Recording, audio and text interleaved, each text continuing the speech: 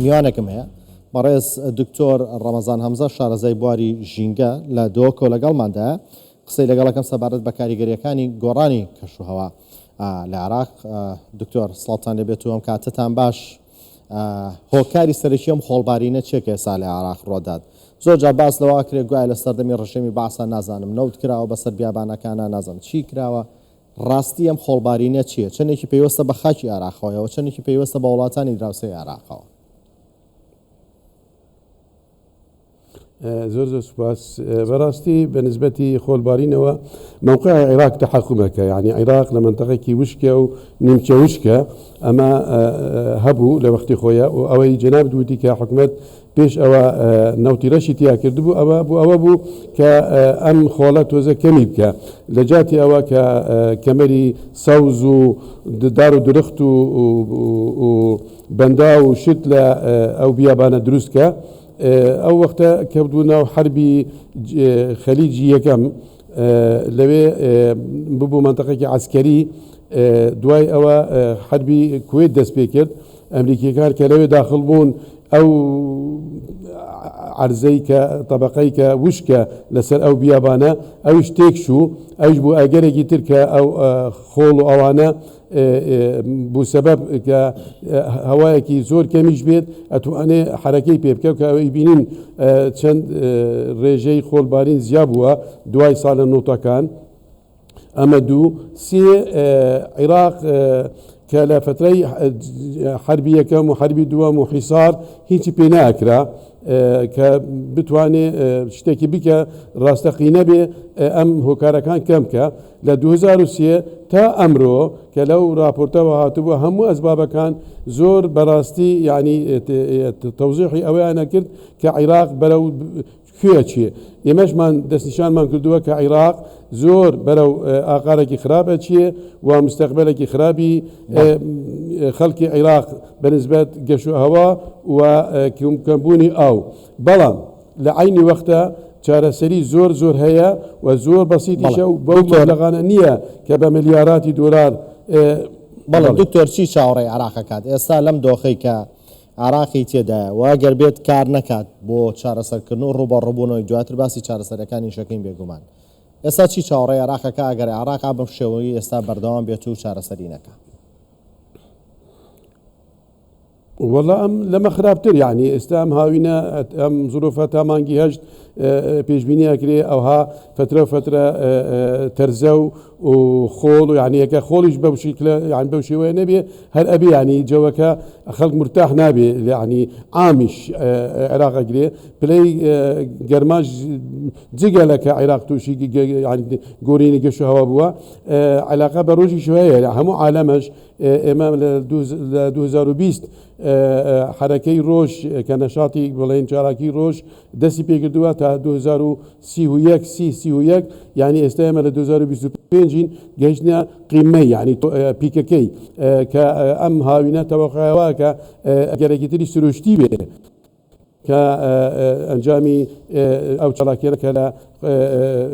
ڕۆژ پێیا ئەبێ لە هەموو منتەقە عێراق تەبعاً زیاتر چونکە عێراق ئەسڵەن وەکو ئەو ئەگەرەکانەکە کە هەمووی لە راپۆرتەکە هاتبوو ئاویکە مەبیابوون زۆرە حکومەت ئیدارەکەی زعیفان هەر ئیدارەکەی نییە، یعنی ئەو هەموو بیا من کە چما بەسراوە چما ئەو ئەهوارانە ئینسان دڵی پێوە بێ. ینی عێراق ستا بوویتە ئەگەرێکی ڕئیسی حکومەتی ئەمڕۆی لە عێراق بوویتە ئەگەرێکی سەرەکی کە ئەم ستانە زیابێ. یەکێک لەوانە هۆر الحوێزە کە هۆرەکە لەولا حدودی ئیرانە هۆرەکە یعنی شتێکی زۆر سروشتیە تەیر و حیواناتی لێیە هەموو شتەکانی بنێ سروشتی تایە. ئەم لە وشکیان کردووە و ڕێوڕەوی ئاویان گۆڕیوە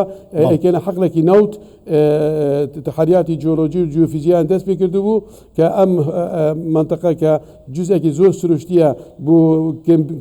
کێمبوونی ئەم ئەگەرانە حکومەت خۆی بوویتە ئەگەر بۆ سەفقەکی تیجاری کە لەگەڵ شەریکاتی ناوت ئەمڕۆ لەو ئەهوارانە هەمویان بەرەو بیابوونەوە کە چیشیان وتی بەڵێ دکتۆر حکومەتی عێراق بەتەنیا توانێت ڕوبەڕووی ئەم دۆخەی ژینگە بێتەوە یان پێویستی بە هاوکاری نێودەوڵەتی و دەبێت لە ئاستی نێودەوڵەتیش هاوکاری بکرێت؟ خۆی ئەتوانێ بەس ئەمرۆ تەکنۆلۆژیا وای لە هاتووە دەوێت لەگەڵ منەظەماتی ئومەم متحیدە لەگەڵ شەریکاتی ساحب خبرە ئەمە زۆر مهمە هەگەر هیچ نەبێن وەکو استیشاری لەگەڵ تو بن نابێ هەر خۆت یعنی چکە ئەمە شتێکی سکێلەکەی زۆر گەورەیە بەڵام عێراق ئەتوانێ شتێکە هەمووی پارەیە ئەمرۆ عێراق ئەوەی دزی لە عێراقەگرێ ئەو نەفەسات هەیە ئەگەر لە سەدا یەک لە میزانەی عێراق بۆ ئەم چارەسەری ئەم ئاوەی کە ئەڵێن کەم بووە و بەو ڕێژەیە کەم بووە لە تورکیا و لە ئێرانەوە کەم بووە ڕاستە بەس ئەو ئەوەی کە بەو کەماتیە کە ئەمەی کە ئەمڕۆ هەیە ئەکە ئیدارێکی زۆر ڕێگ و پێک و ئەهلی اختصاص و ئینسانی شارەزا دوور لە تایفی و دوور لە حزبیاتی ئەم مەلەفەی ئاویان بەدەستیان بێ عێراق زۆر ئەتوانێت بەرهەنگاری ئەم شتانە بیکە و ینی کەم ئەەکە یعنی ناتوانێت چارەسەرکە بەس کەم ئەەکە یاواش وەکو بڵێن تەخفیف و تەکیف ئەدەپتیشن و میتیگیشن ئەمانە ئەتوانێت بیکە عێراق خەلکی تایە ئینسانی شارەزای تایە بەس وەکو ئەکا خۆی ئێمە مەسەلەی کوردی هەیە صاحبی ماڵ و دز بن بە شەریک ئەتوانن شتی ئەو بکەن عێراق خۆی بوویتە ئەگەر حکومەتی عێراق خۆی بوویتە ئێستا هەوارەکان وی وشکەکە جاناوتی وەڵا ڕێژیمی حکومەتی پێشوو پێش 2023 هەوارەکان وشکی کردو ڕاستە لە ئەسبابی عسکەری بەس ئەمڕۆ عێراق لە ئەسبابی تیجاری ئەو ئەوانە هەمووی وشکەکە ئەمە لێ ئەلام واناڵێ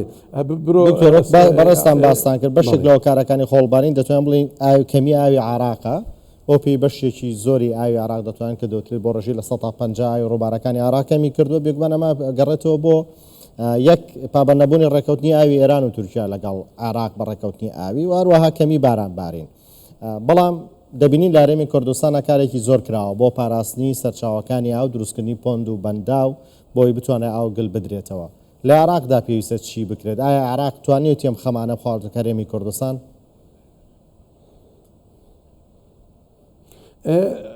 مەسەلەی ئاو عێراق ئەڵێ ئاو سیادیە حکومەتی هەرێم دەستخۆشی لەکەین بەس لا یازال حکومەتی عێراق حکومەتی هەرێمیش زۆری ماوە بیکە یعنی ئێمە بە چەند پۆندێک بە چەند بەنداوێکی بچووک ئەمانە بەنسبەت ئێمە وەکو خەبیر و شارەزا زۆر کەمە زۆر کەمە ئەمڕۆ بەو مشکلە گەورەیە کە ئێمە توش ئەبین و ئەو وەکو بڵێن گۆرینی دیموگرافیکە